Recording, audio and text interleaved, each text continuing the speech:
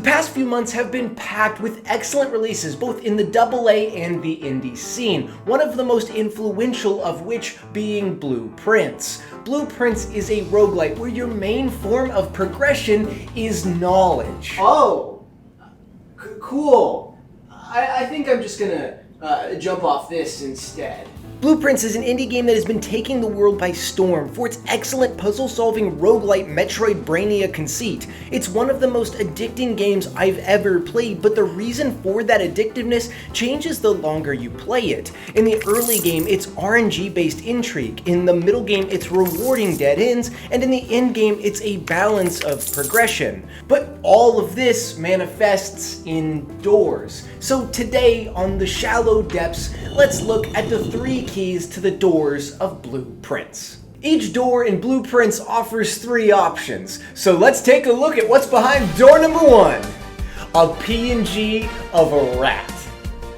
Now that can't be right. First, let's look at Blueprints' intriguing RNG. Doors in Blueprints come with a bevy of variables. Will the door require keys or gems? Will it offer me rooms with many escapes or none? Will it show me something I've never seen before, or will it be standard fare? This is the initial draw of Blueprints, the thing that makes the game immediately appealing. Discovering new rooms, reading through weird journals, and finding objects that at this point make no sense to you. Every door you open offers you 3 choices, each which have a chance to pique your curiosity or to help you solve a mystery you previously discovered. I know the Nook will give me 2 keys, but what is a mechanarium? Every little thread pulling you along through each run of the game. You get to draw the blueprints for this house, make your path through it. Sometimes that path is one of efficiency, but most of the time it's one of intrigue. Pretty much every run you'll see a room you've never seen before, find an item you've never found before, or read something you've never read before. This is the early pull of the game, with each door drawing you further on pure intrigue. But the things that spurn that intrigue forward are dead ends. Dead ends in Blueprints at first are a frustrating repetition, as they seemingly end run after run. As you run out of keys to unlock doors, you collide hallways with each other, or you simply run out of steps. Bro took 50 steps and now he's cooked.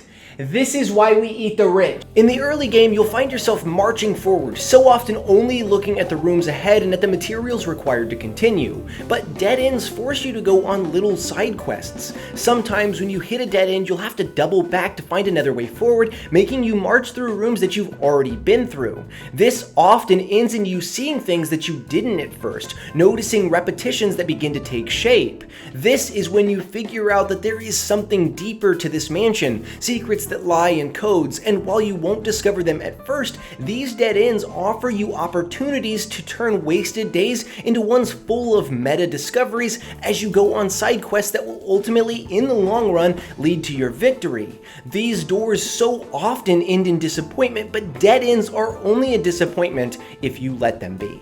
Finally, let's look at how Blueprints makes you choose between short-term and long-term progression. In most roguelites, your decisions always come down to getting the thing that makes your character the best on this run, getting Zagreus the most powerful boons to make him do the maximum amount of damage in Hades, finding a legendary Joker in Balatro to make the number go higher, or just throwing your chair through the screen and slay the spire, because I don't get it. I need therapy. Blueprints, however, has this incredible balance of desire to gain short game power and long-term knowledge, each door offering the choice of extending runs and giving you resources, or granting you access to new rooms that may hinder your progress now but give you knowledge that will make subsequent runs much easier, codes that unlock gates to the orchard, notes that give you small story details, and items that help you piece together how to open antechamber doors. Knowledge is progress in Blueprints, and often that knowledge comes with the sacrifice of a run, wasting steps to read through musical pages, opening doors with no exits, and spending an absurd amount of time writing things down. In the early game, doors were a choice between intrigue and necessity, but now they're a choice between the immediate and your end goal. The doors in Blueprints are a gateway to curiosity, dead ends, and knowledge. With each opened, the game becomes more and more enthralling as you peel back the layers of its story and of its rich puzzles. Blueprints is a MetroidBrania through and through, cementing itself as one of the best and most unique roguelites ever made. Ultimately, I believe doors are the driving force in all this. So I hope I didn't spoil too much, and I hope you enjoy your ever-changing trek through the mansion of Blueprints. Thanks. for watching.